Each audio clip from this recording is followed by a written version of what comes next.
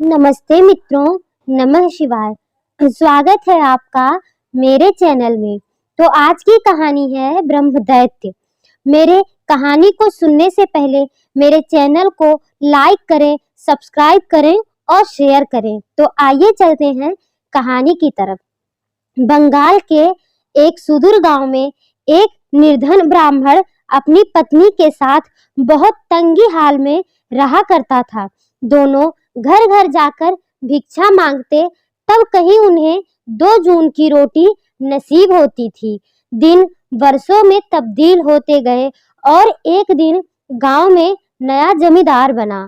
ब्राह्मण ने सोचा, क्यों ना जमींदार के यहाँ जाकर वह भी हाजिरी लगा आए और लगे हाथ कुछ दान दक्षिणा भी मांग लाए।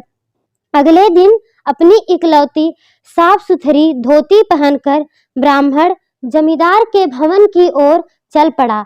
लेकिन उस समय जमींदार गांव के मामले के बारे में जानकारी ले रहे थे।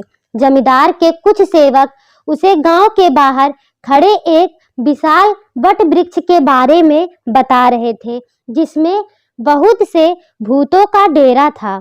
उन्होंने बताया कि गांव के कुछ बहादुर आदमी पेड़ तक गए जरूर, लेकिन उसमें से एक भी जीवित नहीं लौट सका। सबकी गर्दनें बुरी तरह से मरोड़ दी गई थी और उनके शव पेड़ के नीचे पड़े हुए थे। तब से रात में उस पेड़ के आसपास वाला स्थान सुनसान रहता है। केवल कुछ चरवाहे दिन में अपनी गाय भैंस चराने वहां जाते हैं।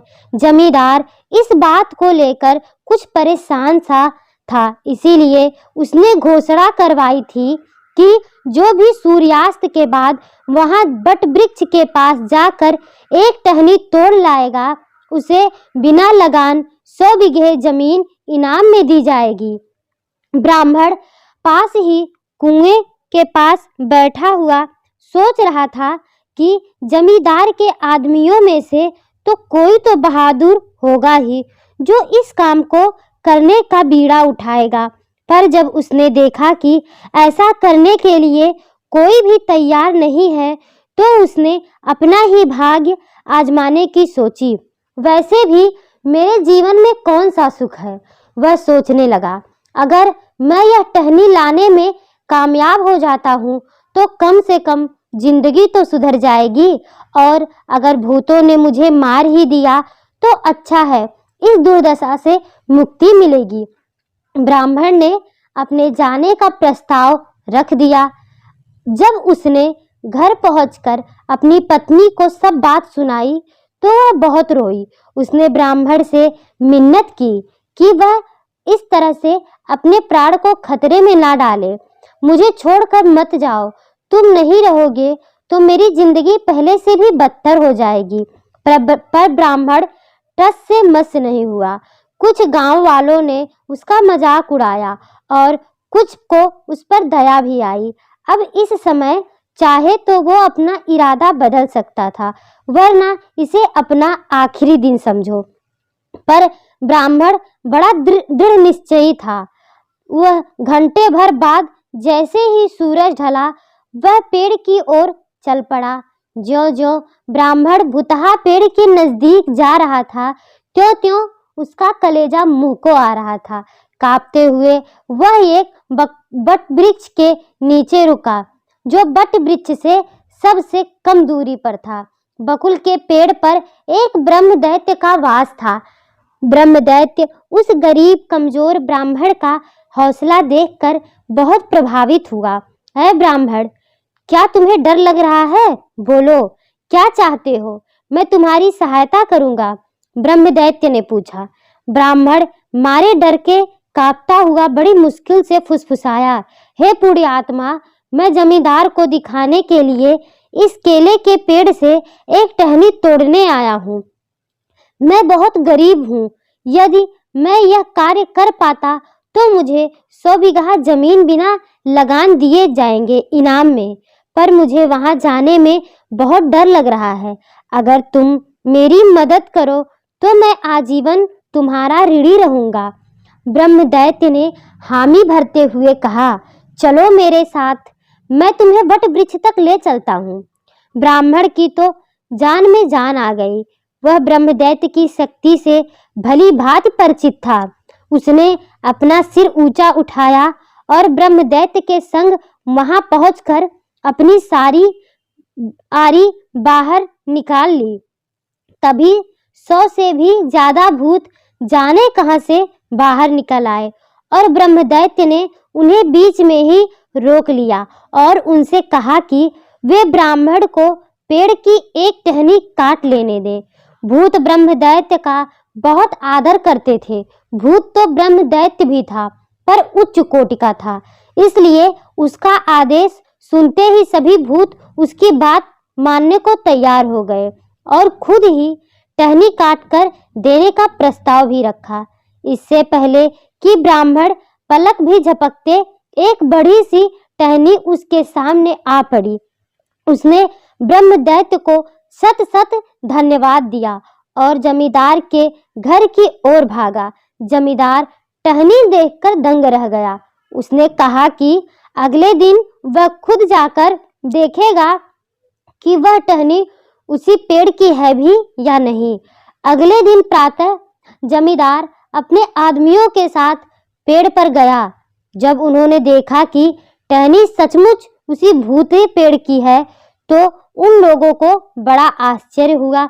जमींदार ने अपना वादा निभाया और उस निर्धन ब्राह्मण को बिना लगान 100 बीघा जमीन दे दी गई।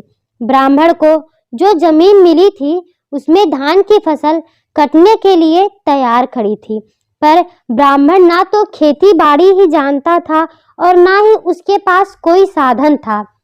वह एक बार फिर ब्रह्मदैत्य की शरण में गया। हे ब्रह्मदैत्य, अब तुम ही मुझे बचा सकते हो, मेरी सहायता करो। कहो क्या मदद चाहिए? ब्रह्मदैत्य ने पूछा। मुझे जो खेत मिला है उसमें धान की कटाई के लिए मेरे पास उसे काटने का कोई साधन नहीं है। मेरी मदद करो वरना मैं बर्बाद हो जाऊंगा। ब्राह्मण उस ब्रह्मदैत्य के आगे हाथ पैर जोड़ने लगा। दयालु ब्रह्मदैत्य उसे ढाढ़स देते हुए बोला, ब्राह्मण चिंता ना करो, मैं ना सिर्फ धान कटवा दूंगा बल्कि उसे साफ करवाकर गोदाम में भरवा दूंगा और पुआल को इकट्ठा करवा दूंगा। तुम तो सिर्फ इतना करना कि 100 दर्तियां इकट्ठा करके रात को बकुल के पेड़ के नीचे रख देना और जिस जगह चावल की बोरियां और पुआल रखवाने हैं उस जगह को तैयार कर देना। ब्राह्मण बेचारा गरीब था और उसके मित्र भी कोई ज्यादा धनवान नहीं थे। वह खड़ा होकर यह सोचने लगा कि 100 दरातियां कहां से आएंगी। ब्रह्मदैत्य ने उसकी यह मुश्किल भी आसान कर दी। अब तो तुम अमीर हो गए, दरातियां गांव वालों से मांग लेना। ब्राह्मण अपने गांव की तरफ भागा और उसने वही किया जैसा ब्रह्मदैत्य ने कहा था। उसे देखकर खुशी भी हुई और हैरानी भी कि गांव वालों ने हंसते हंसते अपनी दरातियां उसके हवाले कर दी। सूर्यास्त के बाद ब्राह्मण उन्हें बकुल वृक्ष के नीचे रख आया। फिर उसने अपनी झोपड़ी वाली जगह को चावल और पुआल रखने के लिए तैयार किया। सब काम खत्म करके ब्राह्मण सो गया। जब सारा गांव गहरी नींद में डूबा हुआ था, ब्रह्मदैत्य ने वट वृक्ष से 100 भूत बुलाए और उन्हें आदेश दिया कि ब्राह्मण का धान काट कर बोरियों में भर दिया जाए। भूत तो सहायता के लिए तत्पर थे। दरातियां हाथ में लिए वे खेतों की ओर चल दिए। सूर्यास्त से पहले धान कट गया था, चावल और पुआल को अलग अलग किया जा चुका था और सब कुछ ब्राह्मण के नए नवेले गोदाम में भर दिया गया था। अगली सुबह ब्राह्मण और उसकी पत्नी ब्रह्मदैत्य का काम देखकर बहुत प्रसन्न हुई। गांव वालों के लिए यह किसी चमत्कार से कम नहीं था और उन्हें विश्वास था कि ब्राह्मण पर स्वयं देवताओं की कृपा है। कुछ दिन बाद ब्राह्मण कृतज्ञता से हाथ जोड़े एक बार फिर दयालु ब्रह्मदैत्य के सामने खड़ा था। हे ब्रह्मदैत्य, क्या तुम मेरी सहायता एक बार फिर करोगे? मैं देवताओं को उनकी कृपा के लिए धन्यवाद देना चाहता हूँ। उनके लिए मुझे 1000 ब्राह्मणों को भोज पर बुलाना होगा। यदि तुम मुझे इस विशाल भोज के लिए साधन सामग्री जुटा दो तो मैं आजीवन तुम्हारा आभारी रहूंगा। वह कहने लगा। ब्रह्मदैत्य बहुत ही भले स्वभाव का था। उसने कहा, तुम्हारी इच्छा जरूर पूरी होगी। तुम मुझे वह स्थान भर दिखा दो जहां पर मैं साधन सामग्री जमा कर सकूं। ब्राह्मण ने एक कमरा काम चलाओ गोदाम बनाने के लिए तैयार कर दिया। ब्रह्मभोज से एक दिन पहले उसने कमरा सामग्री से लबालब भरा पड़ा है। 100 डिब्बे देसी घी के विशाल ढेर, तरह तरह के काजू किशमिश और साग सब्जी, करीब 100 डिब्बे चीनी, तरकीबन उसने उतने ही दूध दही के डिब्बे और बाकी सब सामान जो एक भव्य भोज के लिए आवश्यक था। ब्राह्मण ये सब देखकर बहुत खुशी से झूम उठा। फिर ब्राह्मण ने 100 रसोइयों को 1000 ब्राह्मणों का खाना बनाने का काम सौंपा। अगले दिन मौसम एकदम साफ और स्वच्छ था। ब्राह्मण और उसकी पत्नी लगातार आते जा रहे ब्राह्मणों का स्वागत और सत्कार में लगे थे। उसने खुद कुछ नहीं खाया था क्योंकि वह इस भोज का आनंद ब्रह्मदैत्य के साथ उठाना चाहता था। ब्रह्मदैत्य ने उसकी इतनी सहायता जो की थी, पर ब्राह्मण की यह इच्छा पूरी नहीं हुई। ब्रह्मदैत्य ने ब्राह्मण की सहायता करके धरती पर अपना समय पूरा कर लिया था। तभी धन के देवता कुबेर का पुष्पक विमान स्वर्गलोक से नीचे आया और ब्रह्मदैत्य को अपनी प्रेत योनि से मुक्ति मिली। स्वर्ग में स्थान पाकर बहुत प्रसन्न हुआ। ब्राह्मण का जीवन भी खुशी से भर गया। उसके कई पुत्र और पुत्रियां हुए और वह कई वर्षों तक वह उनके अपने पौत्र और पौत्रियों के साथ पृथ्वी लोक का आनंद ले रहा था। ये कहानी आपको कैसी लगी कमेंट में जरूर बताएं।